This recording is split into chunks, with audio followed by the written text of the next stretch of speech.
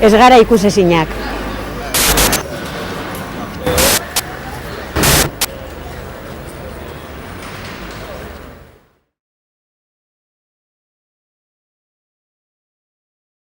Osea, galdera bada gure gainean dagoen gehiegizko babes bat, bai, esango nuke baietz badagoela. Badagoela holan laguntzeko irriki berezi bat, edo gure izenean gauzak egiteko, edo gu gehiegi bultzatzeko behar bat edo nahi bat, bai, badago.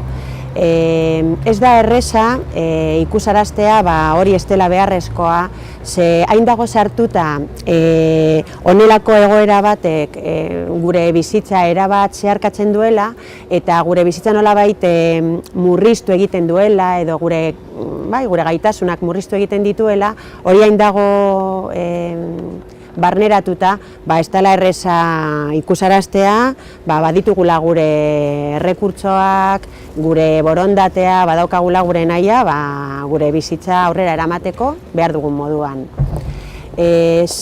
Non konkretatzen da gehiegizko babes hori?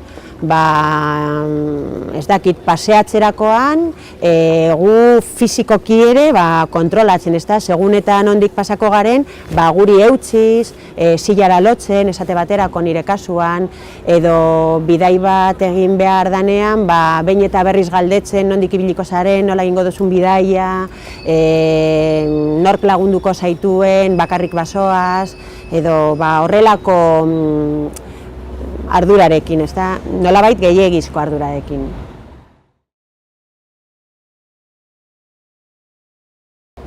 Lan bat aurrera eramateko gai zarela emakumea izan da eta aniztasun funtzionala izan da, edo ezgaitasuna izan da, horrela ditzen da gehien baten,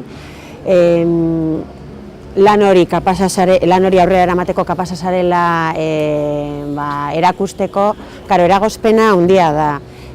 Alde batetik, delako ezgaitasun estereotipo hori oso pisutsua da orduan. Alde batetik, lanera heltzeko, hori oztopo handia da. Pentsaten ari naz, igual, gorra izan da, edo ikusgarria bada zure delako ezgaitasun hori, elkarrizketa egiterakoan, edo egin beharreko elkarrizketa egiterakoan oso pisutsua da.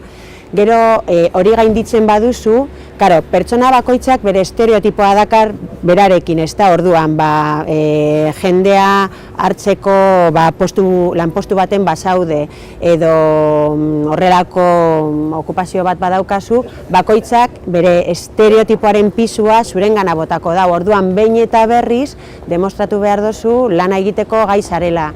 Lan zehatz hori egiteko gai zarela, orduan nik uste dut oraindik oso pisutsua dela, baina horregaitik delako diskapazitatea, delako ezgaitasuna, kontzeptu hori oso pisutsua izaten jarraitzen duelako.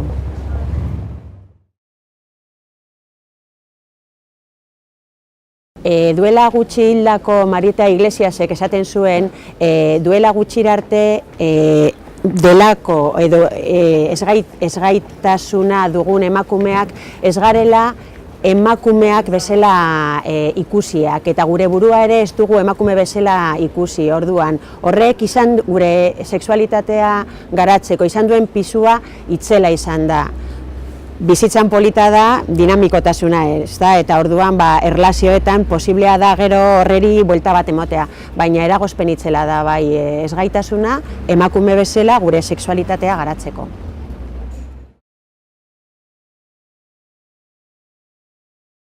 Hezkuntzaren eremuan modu baten berdin dio gizona zein emakumea izan da, ustezko ezgaitasuna baduzu, gure aukerak oso oztopotuta daude. Dana dela beti izan behar dira era berean kontutan, emakume izatearren datorren diskriminazioa eta ustezko ezgaitasunaren aldetik datorren diskriminazioa, baina nik uste dut aukerak igual desorekatuta daukagula ustezko ezgaitasuna dugulako.